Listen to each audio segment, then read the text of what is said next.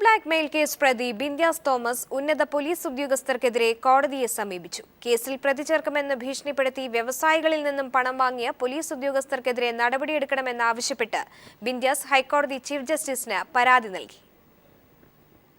IPS ഉദ്യോഗസ്ഥനടക്കമുള്ളവർക്കെതിരെയാണ് ബിന്ധ്യാസ് Thomas കോടതിയെ സമീപിച്ചിരിക്കുന്നത്.